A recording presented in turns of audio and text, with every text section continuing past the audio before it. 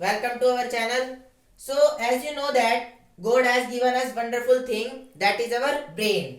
So, let's use it and start our new topic which is light.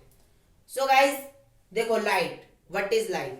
Light, अगर आपके घर में light नहीं होगी तो आप देख सकते हो? कुछ नहीं देख सकते। आप अंधेरे में कुछ देख सकते हो? नहीं देख सकते। सो गाइस, जो लाइट होती है ना, वो ऐसी फॉर्म होती है एनर्जी की जो कि हमें वेरियस ऑब्जेक्ट, मतलब डिफरेंट टाइप के ऑब्जेक्ट्स को देखने में हेल्प करती है। लेकिन आप लाइट को महसूस नहीं कर सकते। जैसे आप हीट एनर्जी है, हीट एनर्जी को आप फील कर सकते हो, लेकिन इस वाली फॉर्म की, जो इस फॉर्म की एनर्जी है, उसको आप फील नहीं कर सकते। सो गाइस, कुछ प्रॉपर्टीज होती हैं लाइट की। Let's start. सो गाइस देखो, प्रॉपर्टीज ऑफ लाइट। पहला पॉइंट है इलेक्ट्रोमैग्नेटिक वेव्स। अब इलेक्ट्रोमैग्नेटिक वेव्स वो वेव्स होती हैं, इलेक्ट्रिक फील्ड और मैग्नेटिक फील्ड, इन दोनों की वाइब्रेशन से जो वेव क्रिएट होती है ना, उसे हम क्या बोलते हैं? Electromagnetic waves. जैसे कि देखो, वाई डायरेक्शन में क्या है? यहाँ पे इलेक्ट्रिक फील्ड है, और जेड डायरेक्शन में क्या है? और जेड डायरेक्शन में मैग्नेटिक फील्ड वाइब्रेट हो रही है, और वाई एक्स डायरेक्शन में हमें क्या मिल रहा है? Electromagnetic waves.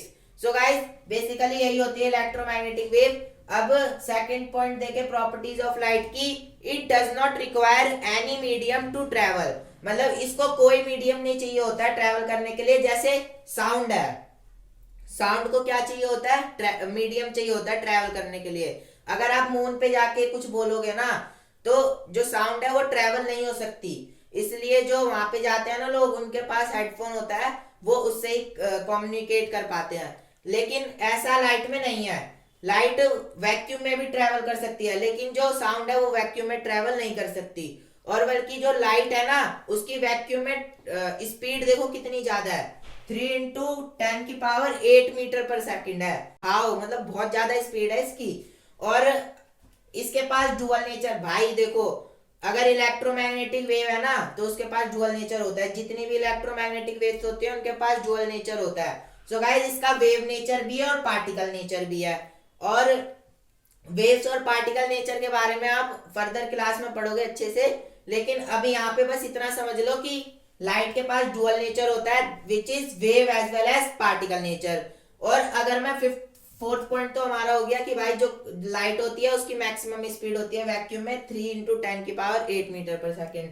और अगर मैं फिफ्थ पॉइंट की बात करूं, when light falls on a surface, मतलब कि जब लाइट सरफेस पे गिरती है, तो उसमें तीन फिनोमिना हैपन होते हैं। Reflection, refraction and absorption. Reflection में क्या होता है? सिंपली रिफ्लेक्शन में एक लाइट जो होती है वो बाउंस बैक होके वापस आ जाती है, मतलब लाइट रे बाउंस बैक होके वापस आ जाती है। रिफ्रैक्शन में क्या होता है? जो लाइट रे होती है वो एक मीडियम से दूसरे मीडियम में ट्रेवल कर जाती है। और एब्जॉर्प्शन में क्या होता है? वो लाइट जो होती है वो एब्जॉर्ब हो जाती है। So guys, reflection, refraction and absorption के बारे में अभी हम पढ़ते हैं, डिटेल में आगे पढ़ेंगे। सो गाइस, हमारा नेक्स्ट टॉपिक है रिफ्लेक्शन। सो गाइस, बेसिकली रिफ्लेक्शन में क्या होता है? Bouncing back of light when it strike on an polished surface like mirror, मतलब कि जो लाइट है ना, वो बाउंस बैक हो जाती है जब हम पॉलिश सरफेस पे उसको फॉल कराते हैं। और रिफ्लेक्शन के यार हमने बहुत सारे एग्जांपल देख रखे हैं यार। जैसे कि जब आप टॉर्च को अगर आप मिरर में दिखाते हो तो क्या होता है? रिफ्लेक्शन होती है। उससे भी आप समझ सकते हो रिफ्लेक्शन। और हमारी डेली लाइफ में रिफ्लेक्शन का बहुत सारे एग्जांपल है, जैसे टॉर्च वाला हो गया। और एक और एग्जांपल जैसे हम ले लें, जब हम मिरर को सन की ओर ऐसे घुमाते हैं, तब आप खेलते नहीं हो कि वाई रिफ्लेक्ट होकर लाइट वहां जाती है, वहां जाती है। सो ये भी एक एग्जांपल हो सकता है। अब कुछ लॉज होते हैं रिफ्लेक्शन के। अब कौन कौन से लॉज होते हैं देखो। पहला तो angle of incidence equals to angle of reflected, मतलब देखो ये इंसिडेंट रे है, यहाँ से रे गई, जो रे जाती है ना, जो रे जाती है उसको हम क्या बोलते हैं? Incident ray. और जो रिफ्लेक्ट हो जाती है उसे हम क्या बोलते हैं? Reflected ray. और जो बीच में परपेंडिकुलर है उसको हम क्या बोलते हैं? Normal line. और ना ये चीज देखना, एंगल ऑफ जो इंसिडेंस होता है, ये जो होता है ना, ये एंगल ऑफ इंसिडेंस होता है ये। और ये क्या होता है? Angle of reflection. So all angle of incidence is always equals to angle of reflection, मतलब कि जो एंगल ऑफ इंसिडेंस है ना वो हमेशा एंगल ऑफ रिफ्लेक्शन के इक्वल होगा। और इस अगर रे की बात करूं, रे क्या होता है, जो लाइट जो पाथ फॉलो करती है ना उसे हम क्या बोलते हैं, रे बोलते हैं। द लाइट पाथ जो फॉलो करती है उसे हम क्या बोलते हैं, रे बोलते हैं। इसे हम बोलते हैं इंसिडेंट रे। और जो रिफ्लेक्ट होके निकल जाती है उसे हम क्या बोलते हैं, रिफ्लेक्टेड रे। और अगर मैं फर्स्ट पॉइंट तो हो गया angle of incidence equals to angle of reflection. और अगर सेकंड पॉइंट देखें, the incident the reflected ray and normal at the point of incident all lie in the same plane. अब देखो ये तीनों जो रेज है ना, मतलब ये इंसिडेंट रे, रिफ्लेक्टेड रे और नॉर्मल लाइन, देखो तीनों जो है वो सेम प्लेन में लाई कर रही है। सो गाइस यही दो लॉ होते हैं इसके, पहला आपको बता ही दिया। सेकंड में यही होता है कि तीनों जो होते हैं इंसिडेंट रे, रिफ्लेक्टेड रे और नॉर्मल लाइन, तीनों एक ही प्लेन पे लाई करते हैं। और ये जो होता है ये पॉलिश्ड सरफेस होता है। ये जैसे हम इसको पॉलिश्ड सरफेस को हम कैसे डिनोट करते हैं, ऐसे। ये जो होता है हमारा ये पॉलिश्ड सरफेस होता है। और ये सो आई होप आपको ये समझ आ गया होगा। सो गाइस अब हम बात करते हैं image. It is a point where at least two light rays actually meet और अपीयर टू मीट। मतलब ये वो पॉइंट होता है जहां पे दो लाइट रेज जो है वो वास्तव में मिलती हैं, मतलब कि असलियत में मिलती है। जैसे कि मान लो ये इंसिडेंट रे, एक इंसिडेंट रे ऐसे आ रही है, एक इंसिडेंट रे आ रही है आपके ऐसे, एक आ रही है ऐसे। सो यहाँ पे जो दोनों इंसिडेंट रे मिली ना, तो हम इसी को बोलते हैं कि यहाँ पे इमेज बन गई। या फिर ऐसे समझ लो एक रे यहाँ से आ रही है, एक रे यहाँ से आ रही है। सो ये देखो यहाँ पे जाके मिल गई, तो ये कौन सी इमेज बन गई, पॉइंट साइज इमेज बन गई। सो गाइज यही होता है जहां पे दो रेज आपस में मिलती हैं, हम उसे क्या वो वहां पे क्या बन जाते हैं, इमेज फॉर्म्ड हो जाती है। अब हम बात करते हैं दो टाइप की इमेज होती है, एक होती है रियल इमेज, एक होती है वर्चुअल इमेज। रियल इमेज की अगर मैं बात करूं तो इसमें बोला है कि formed when light ray actually meet, मतलब कि इसमें ये जब दो लाइट रे असलियत में मिलते हैं तब बनती है रियल इमेज। अब वर्चुअल इमेज में मतलब क्या होता है कि formed when light rays appear to meet.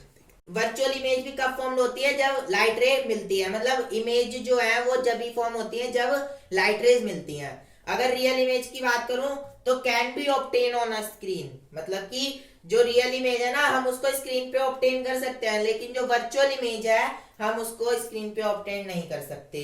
और थर्ड पॉइंट की बात करूं तो ये इन्वर्टेड इमेज होती है। इन्वर्टेड इमेज मतलब जैसे आपका ऑब्जेक्ट ऐसे है और इसकी इमेज जो है मिरर में कैसे बनेगी, ऐसे। सो ये क्या हो गई, इन्वर्टेड इमेज, मतलब उल्टी हो जाती है। और इरेक्ट इमेज में क्या होता है, इरेक्ट इमेज में होता है जैसे कि मान लो ये आपका ऑब्जेक्ट ऐसे है और इसकी इमेज भी जो है वो ऐसे ही बनेगी, मतलब इरेक्ट इमेज सीधी बनती है। और इन्वर्टेड इमेज जो होती है वो हो जाती है, रोटेट हो जाती है, मतलब अपोजिट बनती है उसके। अगर मैं इसके एग्जांपल की बात करूं तो जो सिनेमा हॉल होता है ना, सिनेमा हॉल में जो इमेज बनती है वो कौन सी होती है, रियल इमेज होती है। और वर्चुअल इमेज जो होती है वो प्लेन मिरर पे बनती है। अब वर्चुअल इमेज प्लेन मिरर पे भी बन जाती है और कॉन्वेक्स मिरर में भी, दोनों पे कौन सी इमेज बनती है, वर्चुअल इमेज बनती है। अब मैं आपको बताऊंगा कि जो प्लेन मिरर है उस पे इमेज कैसे वर्चुअल इमेज ऑब्टेन होती है, कैसे बनती है। सो गाइस अब हम पढ़ते हैं image formed by plane mirror. Plane mirror के ऊपर जो इमेज है हमारी वो कैसे बनती है, आप अपनी शक्ल कैसे देख पाते हो प्लेन मिरर में, अब हम उसके बारे में पढ़ते हैं। सो गाइस देखो ये प्लेन मिरर है, प्लेन मिरर का ये पॉलिश सरफेस है, ये पॉलिश सरफेस है। अब देखो मैंने क्या बोला था कि जो प्लेन मिरर होता है ना उसके ऊपर हमेशा वर्चुअल और इरेक्ट इमेज बनती है। वर्चुअल इमेज जो मैंने पीछे बताया था कि जो वर्चुअल इमेज है ना उसको आप स्क्रीन पे ऑब्टेन नहीं कर सकते, इसलिए देखो ये ना बिहाइंड द स्क्रीन ऑब्टेन हो रही है ये ऑब्जेक्ट की image.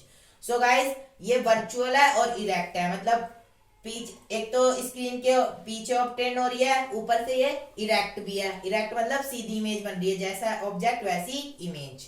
So guys size of image is equal to the size of object.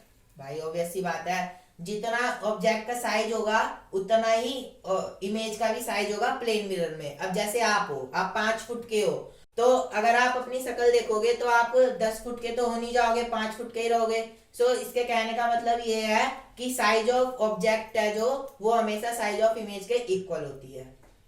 अगर मैं थर्ड पॉइंट की बात करूं, image is formed as far behind the mirror as the object is in front of it. So guys ये बोल रहा है कि आप जितने दूर खड़े रहोगे, मतलब जैसे कि ये है distance of object from mirror u और distance of image from mirror. So ये कह रहा है कि u जो है ना हमेशा v के इक्वल होगा। मतलब जैसे आप, सो गाइज मान लो आप मिरर से 1 फुट दूर खड़े हो, तो आपकी इमेज भी जो होगी ना 1 फुट दूरी बनेगी मिरर में।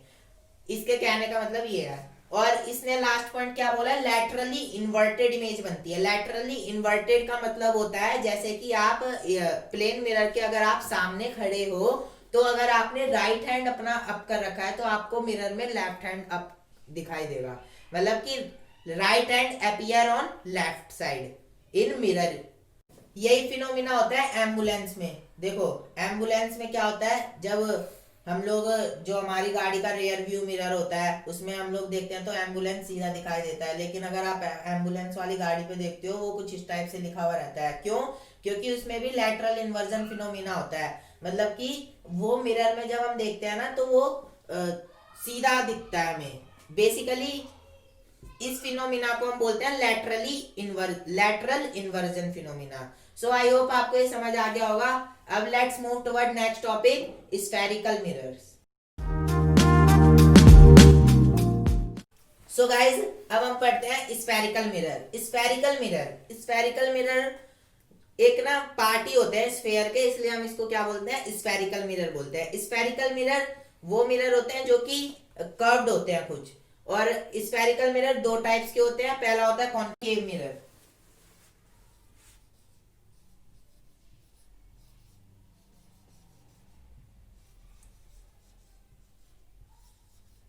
सो गाइस जो कॉन्केव मिरर होता है ना वो कुछ इस टाइप का होता है।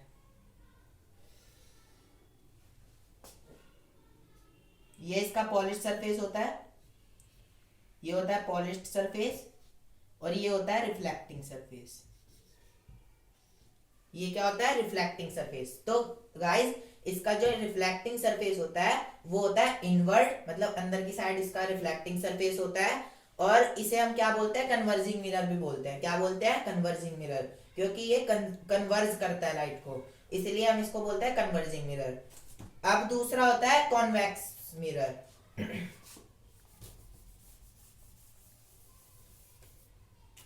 दूसरा होता है कॉन्वेक्स मिरर।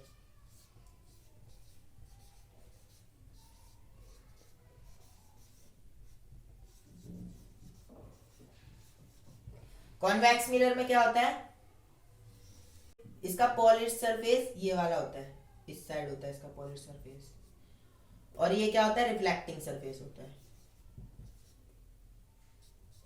ये होता है पॉलिश्ड सरफेस। तो गाइस इसका जो रिफ्लेक्टिंग सरफेस है वो आउटवर्ड है, और इसको हम डाइवर्जिंग मिरर भी बोलते हैं। सो गाइस अब हम पढ़ते हैं स्फेरिकल मिरर के पार्ट्स कि भाई क्या क्या होते हैं। और ये जो पार्ट होते हैं ना ये बहुत जरूरी है, जब आप रे डायग्राम बनाओगे ना तब आपको इन सब चीजों की नीड पड़ेगी। सो गाइस देखो ये जो लाइन जा रही है ना इसको हम क्या बोलते हैं, प्रिंसिपल एक्सिस। प्रिंसिपल एक्सिस क्या होता है, the line joining the pole and centre of curvature. मतलब कि देखो ये सेंटर ऑफ कर्वेचर और ये जो पोल, इन दोनों को जो लाइन जोड़ती है उसे हम क्या बोलते हैं, प्रिंसिपल एक्सिस बोलते हैं। अगर मैं पोल की बात करूं तो पोल बेसिकली क्या होता है, सेंटर होता है, किसी स्फेरिकल मिरर का सेंटर होता है। ये जो है ये P, इसको हम क्या बोलेंगे, पोल। और अगर मैं अपर्चर की बात करूं, अपर्चर क्या होता है, डायामीटर होता है स्फेरिकल मिरर का। M और N क्या है, डायामीटर है स्फेरिकल मिरर का। और अगर मैं सेंटर ऑफ कर्वेचर की बात करूं तो सेंटर ऑफ कर्वेचर क्या होता है, C। यहाँ पे देखो C लिखा है ना, मतलब होलो ग्लास स्फेयर का जो सेंटर होता है ना उसे हम क्या बोलते हैं, सेंटर ऑफ कर्वेचर बोलते हैं। और अगर रेडियस ऑफ कर्वेचर की बात करूं तो रेडियस ऑफ कर्वेचर होता है सेंटर ऑफ कर्वेचर और पोल के बीच की दूरी को हम क्या बोलते हैं, centre of radius of curvature. और फोकस की बात करूं तो फोकस क्या होता है, रेडियस ऑफ कर्वेचर का हाफ होता है। Focus equals to r/2। ये रिलेशनशिप है किसकी, फोकस और रेडियस ऑफ कर्वेचर के बीच की। सो गाइस अगर मैं फोकल लेंथ की बात करूं, फोकल लेंथ क्या होती है, पोल और फोकस के बीच की जो डिस्टेंस होती है हम उसे क्या बोलते हैं, फोकल लेंथ। इसे हम क्या बोलते हैं, फोकल लेंथ। सो गाइस बेसिकली यही इंपॉर्टेंट पार्ट होता है रे डायग्राम बनाने के लिए। आपको इन सब चीजों की नीड पड़ेगी। सो आई होप आपको समझ आ गया होगा। तो have any doubt please comment below to make yourself doubt free. Thank you for watching, have a nice day, good bye.